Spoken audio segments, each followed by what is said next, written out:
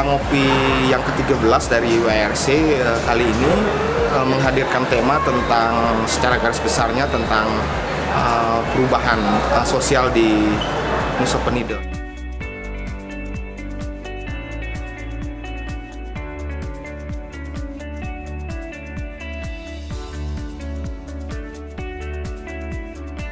Ini semua perspektif saya secara pribadi, tanggung jawab saya pribadi.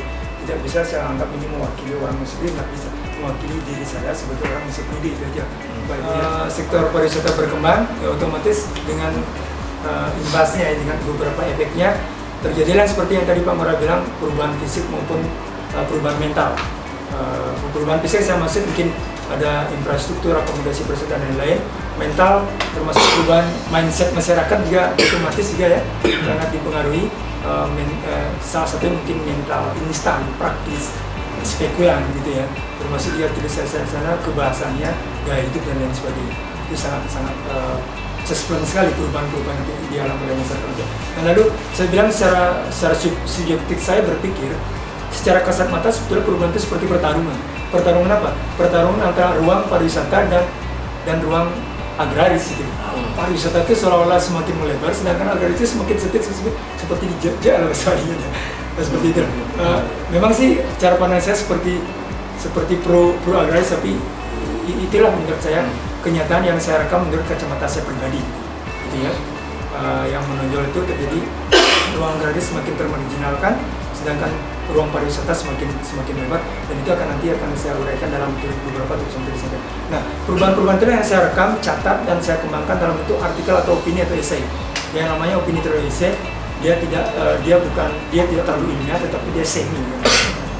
Kemudian pariwisata yang dilihat di bisnis lokal dan sebagainya. Ini juga ini. Saya sangat salut dengan orang Nusa itu, terutama dalam hal berspekulan, berbisnis ya. Itu sangat sumringah itu dengan cara saya sempat wawancara dengan orang-orang bisnis di bidang itu. Banyak yang memilih secara personal, modal besar, tapi ada yang join sistem gotong royong seperti itu. Kemudian dia rekrut, kadang ada satu sanggah, dia urunan sejenis saham. Berapa juga punya dia? Bukan sabu yang ini kan? Termasuk bahkan sabu ini. Ini yang punya keponakan saya. Nah itu dia main urunan dia, main saham. Itu untuk meringankan ya. Tapi ada yang juga memang sendiri, ada yang modalnya memang sendiri. Tapi sekali lagi saya ulang ya, poinnya saya salut warga lokal itu dia tidak mau menjadi penonton. Walaupun ini satu ingin gencar untuk ingin menjadi terlibat gitu. Itu yang saya salut dari orang-orang Nusantara. Itu yang saya ingin. Jadi dia tidak ingin menjadi, mohon maaf bahasa kasarnya, menjadi penonton. Dia ingin menjadi pelaku. Itu yang saya salut. Walaupun dengan cara bagaimana join sendiri, berutang dengan cara apapun. Pokoknya dia tidak ingin menjadi penonton negerinya sendiri. Itu yang saya salut dengan mental orang Sawida itu. Baik, ini tentang lingkungan dia. Anda pariwisata Marasuki, siapa yang peduli sampah plastik di Nusa Penida? Ini menjadi krusial memang sampah plastik di mana-mana, termasuk di Nusa Penida. Nah, walaupun sekarang dengan adanya pariwisata mulai muncul secara sporadis seperti itu ya, kelompok-kelompok komunitas yang peduli sampah plastik. Gitu. Waktu itu sebelum musim-musim pariwisata ini, bangun pagi, ngangon, cari makan sapi, nongkrong sampai sore, kayak orang gila gitu.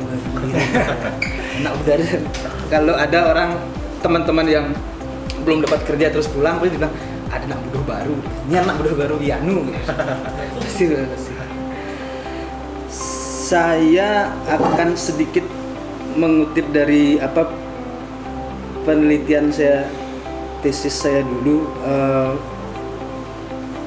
perjalanan bagaimana Nusa Penida dari sebutan Bandit Island kemudian menjadi Blue Paradise Island. Dalam peta Belanda, tapi beberapa informasi mengatakan itu adalah peta Inggris yang digunakan pelaut Belanda karena bahasa yang dipakai di situ bahasa Belanda. Tapi informasi lain mengatakan bahwa itu adalah peta Inggris. Jadi kemungkinan itu memang peta Inggris tapi digunakan oleh pelaut Belanda. Itu disebut Pulau Bandit. pendeskripsian pulau ini secara akademis maupun keseharian senada. Musuh negara, orang-orang yang tidak diinginkan, dalam percakapan keseharian itu pun diamini, meskipun ketika ditanya lebih jauh, adi bisa gitu di nak mulai gitu. Pokoknya apapun, orang di Nusa adalah orang buangan dari daratan, apapun itu, titik sampai di sana saja. Kesan misteriusnya dari situ. Dan kemudian karena waktu saya penelitian tesis itu, saya pernah bertanya sama mungkin ini sahih karena saya bertanya sama Digung Santikarma, antropolog dari mana dia? Antropolog dari Bali, berkarir di Amerika. Digung, waktu muda berapa orang Nusa Penida yang Digung kenal? Nggak ada. Tahun 70-an itu dia bahkan tidak tahu Nusa Penida itu ada. Semakin menarik karena jadi apa makhluk ini, Nusa Penida ini kok tiba-tiba jadi seperti itu? Di sejarah resmi negara yang ditulis De Bagus Sideman dan kawan-kawan, Nusa Penida sama sekali tidak disebutkan. Tidak ada apapun yang di buku itu yang menyebutkan tentang Nusa Penida. Padahal sejak Bali pecah jadi 9 kerajaan-kerajaan kecil, Nusa Penida sudah dijadikan milik Dewa Agung Putra, Raja Kungkung. Tapi entah kenapa di sejarah resmi negara itu Nusa Penida tidak disebut. Yang kemudian menjadi landasan saya untuk penelitian waktu itu, satu-satunya adalah kisah di Prasasti Blanjong, disebutkan Gurun Sukun. Meskipun saya nggak tahu ketepatannya, tapi Gurun Sukun ternyata hanya interpretasi bahwa itu adalah Nusa Penida. Belum ada kepastian bahwa itu adalah Nusa Penida. Jadi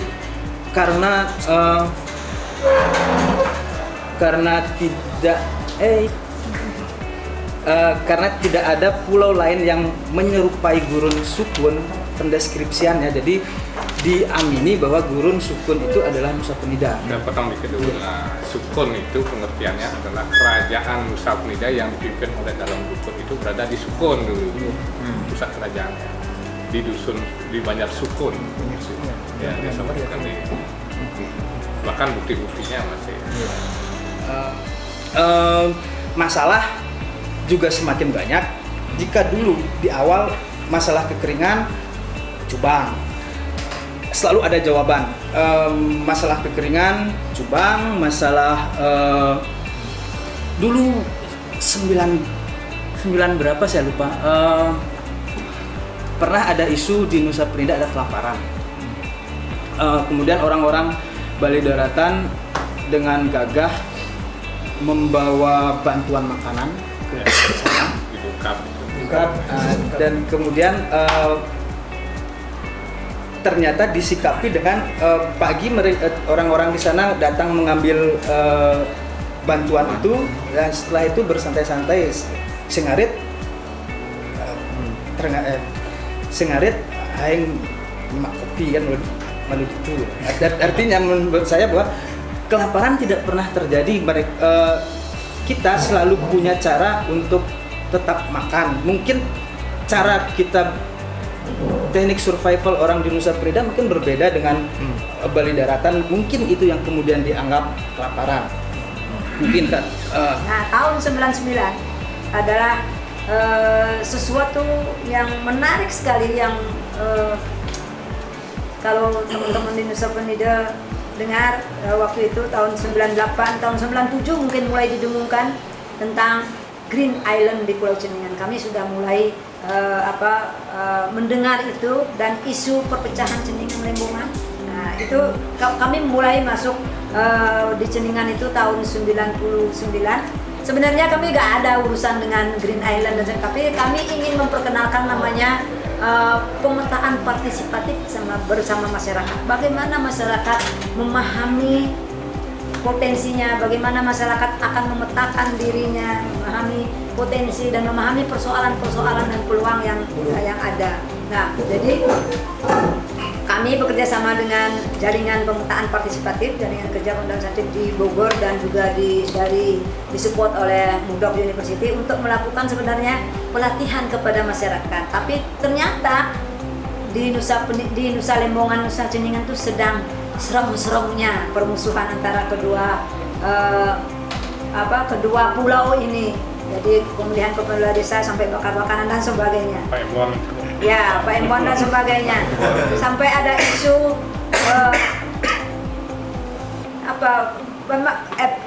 macam-macam lah. Nah, ternyata dari beberapa cukup unik juga, cukup serem juga perjalanan ini. Jadi ketika ini pemetaan partisipatif, ini ada investor yang jual tanah, pokoknya tukang ukur investor macam-macam lah. Nah, tapi ada saya cukup tergerak karena ada beberapa orang yang masih sangat concern kepada kepada Nusa ini. Gitu. Jadi masyarakat Nusa itu saya salut ke orang yang cerdas luar biasa. Kenapa mereka dibuang ke pulau-pulau kecil itu? Ya karena mereka cerdas. Kan raja tidak mau tersaingi oleh kecerdasan mereka. Jadi itu yang saya rasakan. Jadi ketika kita melontarkan sesuatu cepat ditangkap dan oke, ini yang harus kita lakukan. Nah, jadi kami dulu di Ceningan itu bagaimana sebenarnya, karena agak sulit juga ya, karena Ceningan itu pulau kecil yang sebenarnya kalau menurut para pembaca lontar, para pembaca naskah kuno, ini pulau suci, tidak ada kuburan di sana. Kuburannya di Lembongan. Jadi dari ujung pulau sampai ujung barat sampai ujung timur dibentengi oleh pulau. Nah, jadi ini sebenarnya yang agak ini kenapa tanah-tanah di sana sebenarnya dulu dibagi dari tanah Buddha Kliwon, tanah Purnamo, semua ada pengemponnya. Dan ketika kami masuk dengan pemetaan perspektif dan sebenarnya orang-orang Ceningan ini, masyarakat Ceningan ini dari beberapa Banjar ini sepakat sebenarnya untuk menjaga pulau ini. Tapi masalahnya kebanyakan tanah di sana milik orang Lembongan.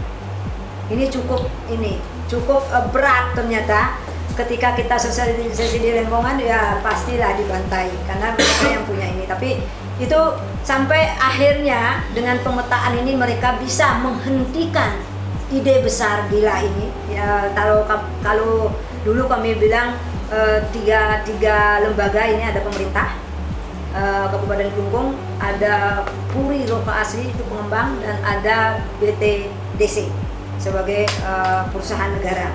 Nah, ini tiga lembaga ini ya seperti kota inilah, ketika pengusaha, pemerintah dan swasta bersatu padu, pasti yang dikalahkan adalah rakyat. Ketika rakyat tidak bisa menyatukan dirinya sendiri. Nah, jadi waktu itu mereka sepakat, oke, kita akan lakukan ini, tidak boleh terjadi di Ceningan karena ini pulau kami. Maka kami dari Yayasan Wisnu mencoba untuk membantu memfasilitasi sampai ke anggota dewan, hearing dan sebagainya, akhirnya itu batal. Ternyata investor, pemerintah, dan juga para pihak yang lainnya, dan juga masyarakat sendiri tidak kalah akal, mereka memecah diri.